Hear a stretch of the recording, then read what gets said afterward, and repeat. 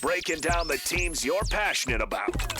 This is Scotty G and Friends on 97.5, the KSL Sports Zone. Back around it goes. Carlson waiting for it. He's got 2 goals tonight. Utah gets a handle. Schmaltz out for Keller at the empty net. He scores. Clayton Keller gets the hat trick and Utah's 7th goal of the night. 3 goals for the captain. It's his 3rd career hat trick, and there's a couple lids being tossed here at Rogers Arena. Utah Mammoth, big one tonight. They take on Edmonton. Joining us now for his weekly conversation, he is the general manager of the Utah Mammoth, Bill Armstrong. Bill, you'd think that a 3-game road swing, coming back with 6 points, you would have created a little bit of space for yourself in the playoffs, but everybody's staying there right with you. Yeah, everybody wants to make it close, you know. Yeah, it's one of those things where we played pretty well on the road and were able to get three huge wins, but didn't create a ton of separation, but enough that if we take care of business, we got a path to get in. You know, those were 3 great games, starting off the win against the Kings. You start out the gate really well in that one, and then Seattle, you go down 2-1 and really close to being 3-1. That one goal was waved off, and then the offense picks up. And then at Vancouver, looks like you're on your way to a big victory. They make it close, and then you pull away late. But one thing that's in common with all of those is offense, and you had 19 goals in 3 games on the road. That's impressive. Yeah, it's been, that's what I love about our squad. Maybe when we're in December, we don't come back, in that game against Seattle. But, we weren't deterred at all. You could just see the fight. We settled in and kind of played. I think there's a great confidence on our team that we can score. So I think that's a huge thing for our guys. They believe in themselves, and, they're going to have to beat a very, very good squad tonight down at the Delta Center against Edmonton. But it's, I like where we're going. You can feel the confidence and the focus from the group. How much of an uptick in or what do you attribute the uptick in the production on power plays to? Well, I think for us, we've struggled on it during the course of the year. I think the group has come to realization, we got to shoot the puck. Once we start shooting that puck from all different areas, we send teams into a tailspin. And sometimes in a stubborn group, or guys that want to kind of do it their way, it takes a little while for them to come around. But I believe they've come around as a group, and they've found ways to put the puck in the net. When you had those 4 days, so you play the game against the Kings, and then you have 4 days off before the game against Seattle, how beneficial in this tail end of the season where these games are crammed really close to each other and you have a stretch coming up at 4 of 6, but having that 4 days, how helpful was that for your squad? It was, the problem was when you come off it, you're not very intense when you take the ice for the first bit. It took our group a little bit of time to kind of get our legs underneath us and get us back into that game-like intensity, because all year long we've played, game, day off, and you get into that rhythm and all of a sudden you have 4 days off. It kind of sends you for a little bit of a loop. But what I liked was the amount of rest our guys got. That'll pay dividends down here. Just remember we're trying to get into the playoffs, and our finish line is really our start line, and you got to have some energy, obviously, and some health as you get down to that point. So hopefully those days that we've accumulated, lately of rest will pay dividends at the end for us. Your forwards being tested with some injuries, Hayton, McBain dealing with some stuff. Your depth, though, has stepped up well. Talk about those guys and how they've been able to handle stepping into some big roles. Well, I think for us, we've got some young guys that can jump into the depths. We've got some older guys. You've got the, Liam O'Briens of the world, the Tanevs, the Kerfoots, the Yamamotos that are kind of in the Nick DeSimones. And, they're part of your team. They don't play every night, but they're a huge part of your team because when you do get banged up in injuries, they can come in and kind of hold that level of play against the best teams, and you need everybody during the course of the year. So it's tough for those guys. Sometimes it's not easy. They might go anywhere from 5 to 10 games and not play and then wait for their opportunity to get in, but they do a great job. They're consummate team players. And they give us that ability to have next man up, and that's an important part to have in your team. And right now, it's a huge part as we're banged up down the middle of the ice. One thing that's really impressed me as I continue to learn and try to appreciate individual performances, look, Cooley's going to get the love, Gunther's going to get the love. I think Sergachev on that blue line has been tremendous for you during this stretch. Yeah, Sergey's a great D. You know, he was a huge trade for us. I couldn't believe we actually pulled that one off because D-men like that at that age are really hard to find, and they're kind of your – they're your pillars of your team, and he's been just a huge part of our team and just anchors it back there 22, 23, 24, 25 minutes worth of ice time every single night, and you know what you're getting from him. And he's a genius defensively. I love the way that he adds into the offense from the power play too. So he's a big part of our team. He eats a lot of minutes. Hey, when you look at a stat sheet after a game, how quickly do you look at winning faceoffs? Because it seems like that's something that you guys have been really good as of late. Well, it comes and goes during the course of the season. We've had some young forwards, and, sometimes the linesmen, treat the younger guys a little bit different. They don't give them the jump start. So you go through some periods of time where they've got to kind of figure it out, and they've got to really work to kind of understand how to win that draw at crucial times of the game. Kevin Stenlund's probably one of the best in the business for us. He can dictate a game with his ability to win a draw. So it's a huge element of the game. And as your younger players get better at it, it's just, you're solidified from your first line to your fourth line. And it's taken the guys like Logan Cooley and Hayden a little bit of time to kind of get going in their career. But they've done a great job down the stretch here. Edmonton's Edmonton. I mean, arguably the best player in the game. And watching him and his speed, his athleticism, everything he brings to the table, what do you guys have to bring tonight to try to get another W? Well, he's tough to contain. I don't know if you can stop him completely, but you can have a great game plan and try and play a team defense and slow him down a little bit. And, and the other thing you have to realize, the guys that are surrounded around him are workers. They're grinders. They're gonna fight to the death every single night. So they might not be the most talented group around him, but they're going to work. And we have to make sure that we not only play him well, but we got to know when he's on the ice. Take care of business and put five in front of them and slow them down a little bit and see if we can create some other offense against the other lines. Your offense, as we mentioned in the first part of the interview, it's just been absolutely clicking. How do you keep that hot hand going into the playoffs, where I think you've scored 4 goals or more in like 6 out of the last 7 games? Yeah, it's an interesting thing, because you can see the guys get confidence, when that puck goes in for them. And Lawson Krause, you can see him snapping home the other night against Vancouver. But just, once they start scoring like that, there's a confidence that comes in, and they want the puck on their stick. And it's kind of a snowball effect that works in a positive way for your club. And right now we're hot, so our guys are feeling it. They want the puck. They want to take that shot. And for us tonight, what we didn't do against Edmonton the last time we played was shoot the puck. We got to shoot the puck against these guys. We got to put it on them. Like, to be honest, we haven't been very good against Edmonton. And, our top 6 forwards, have to step up and find ways to get it done. They've got a couple big D back there that have caused us some headaches. The Nurses of the world, the Murphys of the world. The Bouchards and also the Ekholms. And we got to find our way around them tonight and put pucks and people at the net and create some offense. It's going to be a good challenge for us tonight to play against them. No doubt. And looking ahead a little bit, you're in Calgary on Sunday. How emotional are those games for like Uyghur when you go back to a team that you played for a while? Well, I think it's a lot of emotion that you have. And, they give you the salute on the scoreboard and thank you. And then the other team comes out and runs you. So it's rather a quick exit of loving your past there and moving on very quickly. I think it's an emotional trip for him, obviously, to go back there and go through the whole playing in Calgary. But it's also good closure for him, and he's got a chance, to play for our team and help us get into the playoffs, and that'll be a huge game against them too. All right, before we let you go, the dumb question of the interview is going to come courtesy of something my 14-year-old mentioned. We were watching the game the other night, and it was the second game, so the Seattle game, and there was like 5.5 minutes left, and the high stick call comes in and comes out with a double minor.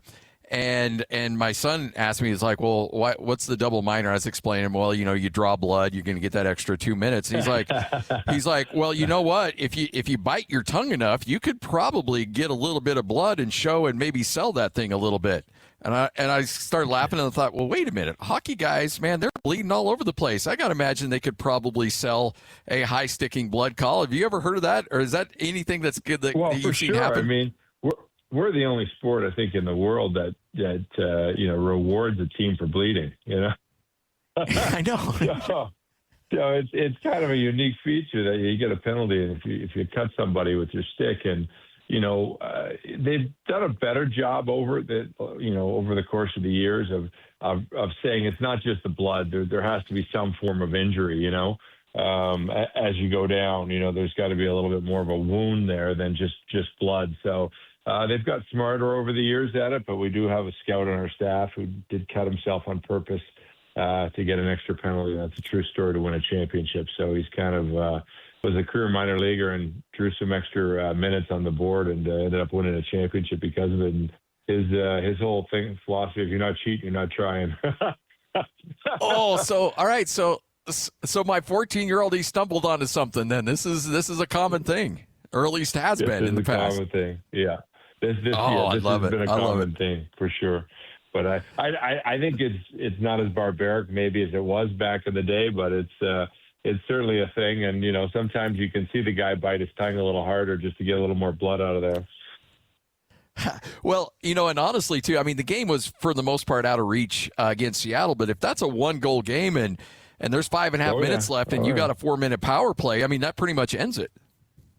Yeah, I mean, listen, the thing that you worry when you're up 2 goals in this game is taking a 4-minute penalty and putting the other team back in the mix rather quickly. And there's one thing that changes a comeback pretty quick is if you take some bad penalties and the other allow the team to come back. It's a common thread. So it's really something we got to stay away from and be smart with your stick. But for us, it was working in our favor in that game, so we didn't mind it. Well, we appreciate it. Thanks for hanging out with us, Bill. Good luck tonight. It's always fun watching Edmonton on the ice, but go get that W. Get another couple points there. That's great. Thank you very much for having me. Appreciate it. You got it. There he is, Bill Armstrong. He is the general manager of the Utah Mammoth right here on 97.5, the KSL Sports Zone. All right, so you know what? I like that we stumbled onto something there. And the fact that he said he had a trainer that actually won a championship by inducing a little bit of blood and finding a way to sell that double minor. So there you go, Lloyd, learning something new every day. In a way, it has a little bit of a soccer feel to it, outside of there's actual blood. And there's actual... Yeah. If you know what I mean, we've seen soccer players take dives all the time. It's like, you know what? Play the edge. Play the edge a little bit. It's not like they're not taking a beating anyway, so why not? Why not try to sell it? Now, soccer players, on the other hand, I don't know how much of a beating they're actually taking. So the difference here is that a soccer player will just fake an injury. Yes, a hockey player will create an additional injury to sell the call. So, look, if a guy's making himself bleed, then you know what? It's worth it. He's earned it. It's worth it. But man, that is because you started to see how it can change the game. Like all of a sudden you're on that 4-minute penalty they have. You're like, wow, that's a lot of time to try to have to kill. And that can completely alter the game down when you're up against it. Yeah, no doubt. So, by the way, can't wait for this game against Edmonton coming up tonight. You'll hear it right here on the Zone. Starts at what, 7:30, Lloyd? Pregame 6:30 right here on the Zone? That is correct. And this has got to be, I was listening to Mike Folta. He was on with DJ and PK earlier this morning, and it's like, this is like the game of the season. We talked about it yesterday. Yeah. Like Edmonton is a team that it's looking like that's who you could play in the first round of the playoffs if you get into the playoffs. And like they haven't beaten Edmonton like in their 2 years here in Utah. They have not. That's one of the teams they haven't beaten. And this is like it's like the biggest game. Hate to say the biggest game of the regular season, but this is like your biggest game of the regular season. Like, it feels like you have to make a statement against this team. Like, hey, we can play with you guys. We can skate with you guys. That's what we have here today, boys. Oh, jeez. One game. Herb. One game. We play this team 10 times. Connor McDavid may win 9 out of 10, but not tonight. Not tonight. All right. But I think you bring up a really good point because Vancouver, I mean, they're horrible. They're not good. And then, so, you anticipated the Mammoth winning that game. And then you got the Kings. They're on the outside looking in. Now, they were hoping to win that game to try to keep themselves alive, but it's not great for them. And then you look at Seattle, they definitely had to have that game. But again, that's another team on the outside looking in.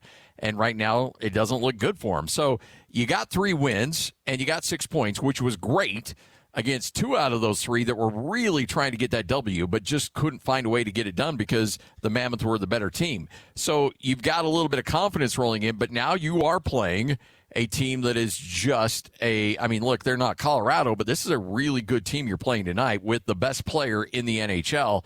So it's a bit of a litmus test. Just how good of a heater are you on right now? Just how well are you really playing? Because this will be a big test. And one thing I've noticed about this Mammoth team, and it's not like this is any stunning revelation, but Lloyd, this team is, whether it's home or road, I actually feel a little bit more comfortable talking about this team when they're on the road than I do when they're at home. Yeah, that's a weird thing. Like right now, I know we talked about it. It just seems like they're more comfortable on the road, where there's just not that added pressure. But eventually, you got to learn to win in front of your home team. Like you gotta put all that pressure behind you and get past it, because like when you go to those games, I'm telling you, that atmosphere with the Mammoth fans is electric. And I get it. There's a lot of road fans that kind of come in a little bit into some of these games, but man, the Mammoth fans they're fiery and there's something fun about it. And so it's like you got to start figuring out a way to win those home games. Like, yeah. I know we talked about it. You're gonna be on the road with your first playoff game, but you gotta learn. You gotta figure a way to learn how to win on the road or win at home. It's funny because we're so used to such a dominating home court advantage for so many years with the Jazz, and then you got Utah, BYU, and Utah State for so many years. Football or basketball, teams just don't play well here. And so we're used as a fan base to see an overwhelming just home court, home field advantage, and it just hasn't translated. And I don't know if that's a hockey thing or if that's just a Utah thing. I think that's a hockey thing. I think what was it? Jay Stevens, I think he brought up something about 50%, 51% of home games. I can't remember who was. Somebody brought it up. Like, I don't think the home ice is as big in hockey as it is in other sports. I feel like there's a difference there. I'd have to do some research on that, but it seems like there's a little bit of a difference. Well, this is a team that obviously wants to play well at home, and even Bill Armstrong's mentioned that sometimes that can be somewhat harmful into the point where it's like this team actually, because they care so much, kind of gets them out of their rhythm. But if they can channel who they were on that 3-game road trip, look, it's going to be a great opportunity. It's going to be a great opportunity to get those 2 points, and then you can really start putting plans together for the playoffs. Because Lloyd and I got an email from somebody today about, hey, what are your plans for the playoffs? And part of me was like, eesh. I don't know. I wasn't really comfortable reading that email, Lloyd. I about, know. Hey, we're going to do this. Let's do this. I'm not ready to respond to that email yet. I'm not quite ready to respond to that email. Because I can't wait to see the playoffs here. This fan base is going to go nuts. They're going to lose their mind, and they deserve it because it's been a long time since we've seen meaningful games here in Utah in April and May. The Jazz, now you're looking at, 4 years since the Jazz were in the playoffs, and it's been kind of a dry spell for this city when it comes to playing those types of atmospheres or playing in front of that kind of atmosphere in the Delta Center. Now it comes back. This is going to be a rabid fan base. They've shown that over and over, and you want a team that can be able to respond and really channel that and find a way to get it done. All right, Big T is going to join us next. Thurl Bailey, he'll be our friend coming up for the next segment of the show. Matt's with us right now. We are at My Hearing Center. Call right now, 801-438-7058. That's 801-438-7058. You've got the technology to hear better. You've got the test to be able to find out exactly what you're dealing with. There seems to be this run of maybe going to a box store and opening up a value pack of hearing aids. Or, look, you got to take this stuff seriously. You get what you pay for, and this is important that you take this seriously and you get the valuable hearing aids that are right for you and customized specifically for you. Yeah, we get a lot of patients that kind of run into this. Hearing aids is a commodity issue. Yeah. Right. I mean, the reality is, you can go buy hearing aids. They're called OTC products, over-the-counter hearing aids that are a newer classification of hearing aid. They don't have the same functionality. They're really good if you have a mild hearing loss. I mean, the majority of our hearing aid wearers have passed mild hearing loss back in their 30s or 40s. They're just way past it. Our average new hearing aid wearer is in their mid to early 60s, and so typically when you're coming to see us, you've passed mild. You're past that point, and what you need is very prescriptive amplification that can hone in specifically on the areas of hearing where you're seeing diminished results. Isolate those and then present prescriptive amplification at those frequencies so that you can hear the sounds that you're missing. Every time we come here, it seems like there is a new and improved model of hearing aids. So the technology is improving like crazy. Mm-hmm. What's a year mark that where you've had hearing aids for X amount of years, you should probably come in, because I think that's another demographic of our listener that we're not talking about, is guys that have hearing aids but have had them for 2, 3, 4, 5 years that could improve it with a new set. Is there a line where you're like, hey, if it's more than this year's old, then you should probably come in here and get them looked at? Yeah, most insurances reset your hearing benefit around 3 or 5 years, depending, right? 3 to 5 years is a good time to start looking for new hearing aids. In fact, if our patients are looking for new hearing aids, that's typically when we'll recommend a new set. A lot of it has to do with technology. Sometimes it has to do with the diminished hearing that they have. But most of the time, it's just that they want to take advantage of what's new and what's improved. Right now, the newest hearing aids, we have 36 hours of use. Right, 2 years ago, it was 24 hours a year of use. 2 years before that, I wouldn't have recommended rechargeable hearing aids. Right, I mean, that's where things progress. So if you have hearing aids that are 4, 5, 6 years old, chances are you might be still replacing a battery every night or every couple of days. If that's where you're at, and if you're getting new hearing aids, that's what you're doing, you're replacing a battery, there's a lot better options. And why is that important, right? Somebody's going to say, well, you don't need to worry about rechargeable hearing aids aren't that great. And actually, we can now self-contain the hearing aids. So the moisture and the dust levels that hearing aid can take are a lot higher than one that has a battery compartment that has to be open and closed, meaning that the hearing aid is going to last longer because it's not getting exposure into the elements, right? So all those reasons, I mean, they seem really simple, but have a self-contained battery at this point in time. Have a battery charger. Have the hearing aid that's going to last longer and work better for you. Again, if you haven't experienced a new technology, it's 4 or 5 years old, the current hearing aids you have, come in. You're going to be able to try them risk-free for 30 days. Here's the worst-case scenario. You say thank you. You give them back to us. We give you a gift card for some movie tickets. And off you go. And off you go. Best-case scenario, you'll find that these are actually improved on your current hearing aids, and you have a backup pair with your currents, and you got the brand new set to use for your dailies. It's really simple. It all starts with a phone call. The test is free. The 30-day evaluation is free. 801-438-7058. How many times do people call on behalf of somebody? It's about 50-50. Really? Okay. Yeah, about 50% of the time it's the spouse that's saying, hey, my spouse, can we get in? And you're like, of course you can. Yeah, we'll take care of it. And we encourage the spouse to come with your loved one because, again, it's a big step. They're going to have to make some medical decisions. They probably want you involved. And we also use your voice in the testing. 801-438-7058. It's My Hearing Center right here on 97.5, the KSL Sports Zone.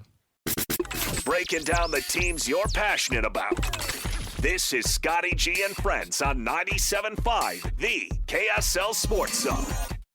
97.5, the KSL Sports Zone. Big T, Thurl Bailey's going to join us coming up here in just a moment. Remember, it is a Tuesday. It is the last time we will do this, a Jazz Ticket Tuesday.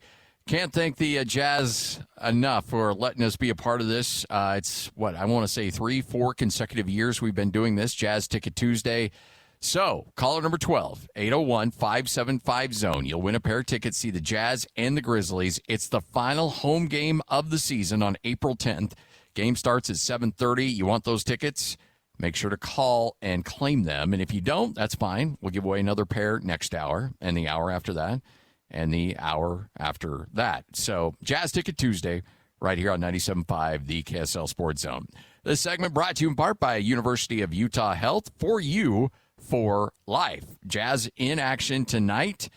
Just 3 games left for the Jazz. They'll take on the Pelicans as the Jazz looking to ride off into the sunset for this season and then get set for a season next year that certainly is going to have a lot more at stake for the Jazz based on the fact Jaren Jackson Jr. will be back, will be healthy. This entire team will be back and healthy. And then it's off to the races in terms of trying to get yourself back into the playoffs after a few years of bottoming this thing out. Jazz look to get back into a groove coming up next year. But 3 games left to go, and joining us now, the man, the myth, the legend, Thurl Bailey, not only has got the best voice on an NBA pregame, halftime, and postgame show and during the game itself, but also the host of the Rise and Grind podcast as well. You enjoying the podcasting world? I am loving it, and I had a taste of it a few years ago, but I wanted to do my own thing and decided to jump back in and do some storytelling, hopefully some inspirational storytelling from people who, all of us. I don't know anybody who hasn't, had a dream of doing something, being successful, and a lot of people are kind of talked out of that sometimes, and I think they just need some inspiration and hear other people that are like them and have some of the same ideas. So I decided to look at all industries, from sports to business to youth, and then find those stories that woke people up in the morning and started to grind, and they kept it going through difficult times. So I really enjoy learning myself from a lot of people who want to tell their stories and hopefully inspire other people to do the same. Before we get to the Jazz, there's a lot of talented people out there that are successful, but there's a lot of people that just work harder than everybody else. And, we joke about the term grinding, but there's some guys out there that just are willing to put in the work and may not be as talented as somebody else. I bet there's been a lot of great players that could have had huge careers in the NBA, but only Michael Jordan had that work ethic. There are certain guys that combine the talent and the work ethic to be truly special. And, that's got to be part of your DNA as much as the talent is. Yeah, I think so. And I think sometimes, sports is kind of an outlier because it's a lot of it has to do, there's some great stories out there, don't get me wrong, but it's an ideal world. Right, it's not necessarily a real world situation, and there's only a few who are, there's a lot of guys, a lot of kids put the work in, but it's not all the times that every great player makes it to that level. Yeah. Right. So there's a select few, and there are players who are probably better or more equipped than some who have made it that just haven't gotten the opportunity. But I think my thing is that a lot of times just in our life, we're kind of talked out of it. We go through things that throw us off course, and we never get back to those dreams. And, so it's the difficult times. It's the times we try to talk ourselves out of things because we're afraid to fail. And those people who have been successful have learned that, failure is part of it. You just have to tweak it and keep going. So that's why I really enjoy storytelling myself and also seeing how other people have done it. It's the Rise and Grind podcast with Thurl Bailey. The Jazz grinding through this season. 3 games left. You got New Orleans coming up tonight. The Jazz trying to position themselves the best place they possibly can be for the upcoming draft. But this season feels quite a bit different than last year. When that season ended last year, I know that was a hard season for everybody involved, but this season, even though the wins may not have been there, it just feels like there's a different vibe around this team. Would you agree with me? Yeah, I would agree with you because I think we're much closer to just pushing ahead. Some things have been done. I mean, the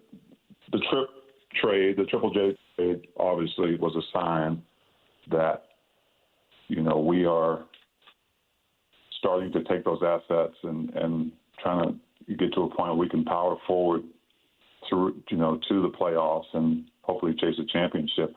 But the other part of this is knowing that we've got a core group of guys. So what are you going to build around them? I mean, who are these young players who are going to make their mark and maybe get a spot on the team? So it's been fun for me and Bowler to watch the development of some of these young players and who are getting an extended opportunity right now to go out and showcase themselves and prove that they belong at this level, belong to stay at this level. Ace Bailey is going to be a great player in this league. I don't think there's any doubt. But at this time of year when there's going to be a lot of opportunities, some of these guys are going to score points, but that's just because there's a lot of shots to be had. But I like the way he's getting those points. I like the way that he's getting to the free throw line. He's finishing at the rim. There's a lot to be excited about his in-season development throughout the course of his rookie year. What have you seen from him? And I know that injuries may have caught up with him coming into this game tonight, but what have you seen about his development with these extended opportunities he's been getting?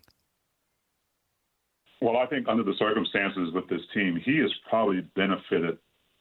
He's one of maybe 2 or 3 guys who have benefited the most from it because he has really been highlighted in a lot of ways. His skills, his talent, offensively, at times he's the primary scorer, so he's had to go in there and work things through and figure it out. In ISOs, on the defensive end, on the help side, his athleticism, contributing to a lot of the blocks he's had and steals he's had. Offensively, we know he's athletic. And I think early on, what we only saw was him being kind of a secondary, even maybe not even that, just trying to put himself in a position to go off the dribble. But now I think his confidence is there where you can give him the ball and he can come off a screen and he can make a play, whether it's for him or somebody else. So I've seen a lot of growth, a lot of confidence in him. And I got to sit down with him in our last installment of Bailey to Bailey and just talk about his first season and what he's learned the most. And he just praises his teammates. What I did was I went back in the time machine. I said, I remember your first summer league game, and you weren't very good. It didn't work out very well for you. I said, and I told him I knew how that feeling was, being a high draft pick and all the expectations that come with it, and you won it right now. He said, I did. I said, what's the difference between Ace Bailey then and Ace Bailey now? He said, confidence. He said, I was just patient. I let it come to me. I was coachable, and I learned how to play at this level. I learned the language. I learned the positions. And so you can see all that coming to fruition now for him. And the exciting thing is what's ahead for him. Like you said, Scotty, he's going to be a really good player in this league. What have you seen out of the development of Cody Williams over the last couple months? Really proud of him. I think unfairly, when you're a younger brother of a star in this league, people like to compare you. They like to project you. Are you going to be as good as him or better than him? Or what should we expect now that we've seen him play? What do we get out of you? And it's just an unfair comparison. But what I'm really proud of is Cody has done it his own way, right? He's done the G League. He's gotten the reps there. And maybe unfair to him, last year just kind of thrown into the fire and expected to go out and guard and be successful against some of the best players in the league. But I think over the summer, he knew he had to work on his body, and so it started there.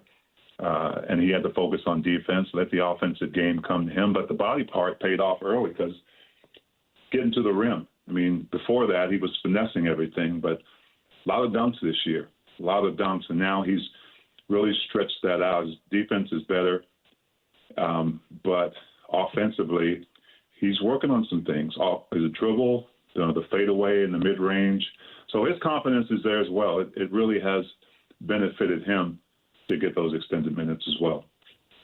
I appreciate guys that, look, if you're in the NBA, at some point you're a high-level scorer, you're the best player on your team, and you had all the accolades. So for a player to come into the NBA and realize, okay, I'm not that at the NBA level, I've got to find a role and really sink my teeth into it to be able to carve out a living. And a guy like John Concher, I don't know what his future holds in Utah. I don't know what his future holds in the NBA, but I love a guy that says, okay, you know what? I need to do the little things. I need to do the dirty work. If that's what it takes for me to stay out here on the court and earn a living, I'm going to do that. And I think the league benefits when there's guys out there that really appreciate and understand their roles and accept them. Well, I love that you have brought that up, and you appreciate that, because as a former player, that sticks out to me, right? Everybody can see the guy who is a designated scorer. Everybody can see the guy who may be the great rim protector.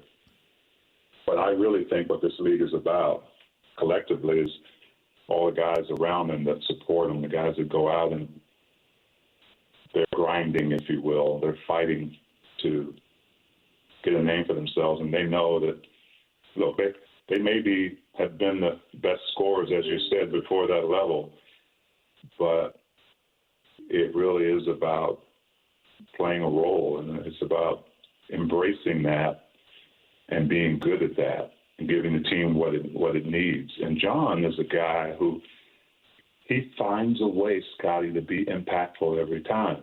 And no matter how many minutes that is, he goes in and does those things. And look, I know personally, I mean, as a player, I know he's a better three-point shooter than he's showing. And that will come. I don't think he's worried about it. I think this is a time for him, to try to get some of that rhythm and then work on it in the summer. But he's a guy that I like. He's a glue guy. He's a impact guy. When, you've got to bring somebody on the bench to rest, you don't want the game to get away from you. And so he's that kind of guy. And I like what he brings. And, Elijah Harkless is another one of those gritty guys that just is not afraid to stick his nose in there and come out with blood on it. But whoever the offensive player is, they're gonna feel him. And I love what he brings to the game. When the cavalry comes back and everybody's healthy and this team's firing on all cylinders, what kind of role can Kyle Filipowski have with a team like that? I love that. It's crazy that I get to do what I do, and I love doing it because I have a perspective maybe that's a lot of people don't have. As a former player, as a player who can see beyond the normal. But Flip has figured it out, right? I was proud of him in the Summer League just because, one, he was MVP, but he earned it. But that was a different Flip than I saw earlier in this season. And then something happened, whether it was him getting all those minutes, him being asked to do more than he thought he would have to do at 4 or 5 position, defensively and offensively. But he looks like even a little more than that Flip that we saw in the Summer League because he's not worried about anything. He's not worried about making mistakes. He knows he's going to get minutes. He knows he's going to make mistakes. He's not hesitating. He's playing instinctively, and he's gotten better all the way around. He's just working harder. And,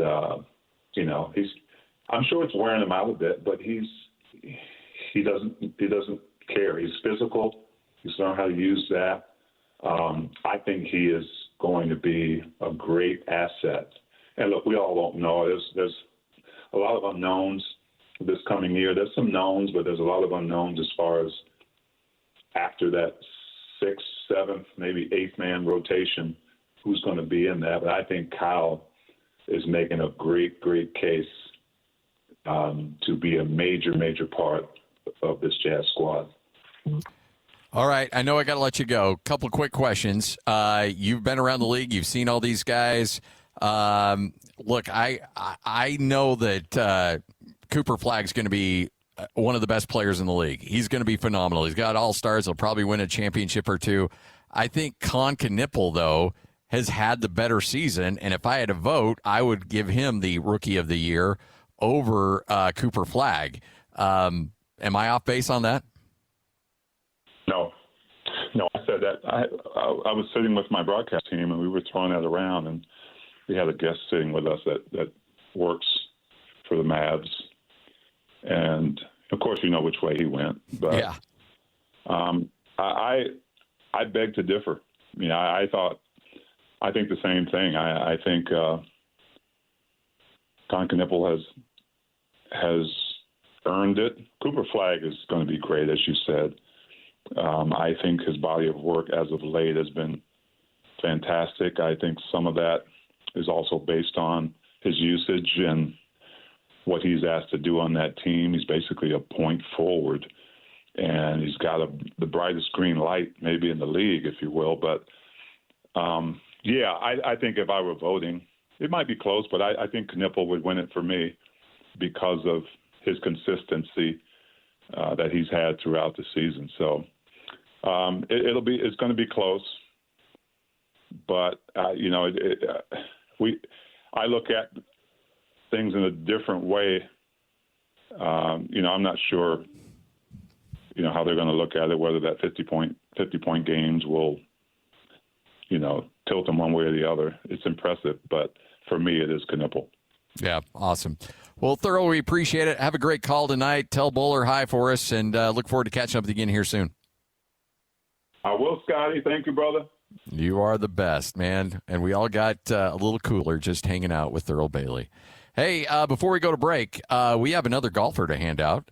Caller number 12 right now, 801-575-ZONE. That's 801-575-ZONE. And Lloyd will give you a player to root for in the Masters. If your golfer ends up winning the Masters, you will win 18 holes for 2 at Copper Rock Golf Course in southern Utah. We'll even give you a $100 gas gift card to get down there. Copper Rock, where the pros play. All right, 97.5, the KSL Sports Zone. We'll wrap up this bad boy next. You're locked on to Scotty G and Friends on 97.5, the KSL Sports Zone. 97.5, the KSL Sports Zone. I like where you're going with this, Lloyd. Have you seen some of these pictures coming out from this from Artemis? This is incredible. If they are real. Oh, I know, right? You have a hard time believing anything now. I told that to Maddie earlier, and she was not happy. She's been demanding I play Dark Side of the Moon, and she was not happy that I was Mr. Conspiracy. That they're staging this one, too? Yeah, she was not happy about it. I mean, they almost look real enough. So real that it's like... It's too real. Yeah. Looks pretty fake to me. Would you stop trying to badger people around the office? I'm not badgering anybody. I'm not. I'm just, you know what? It's okay to ask questions. Why not? Challenge everything. Challenge everything. Absolutely. It's not accept everything. Oh, boy. I'm sure that goes over well. I'm sure people really enjoy that. That's probably good for you. All right. Big thanks to everybody who joined us on the show today. We had a fun one. And if you missed any of it, make sure to go back to the podcast feed. Just search Scotty G in your podcasting platform of choice, and you'll hear from Bill Armstrong. You'll hear from Tim Lacombe, who joined us right out of the gate. Just some really fun conversations. And, of course, that one with Thurl Bailey. And remember his podcast, the Rise and Grind podcast. This is 97.5, the KSL Sports Zone. JJ and Alex coming up next.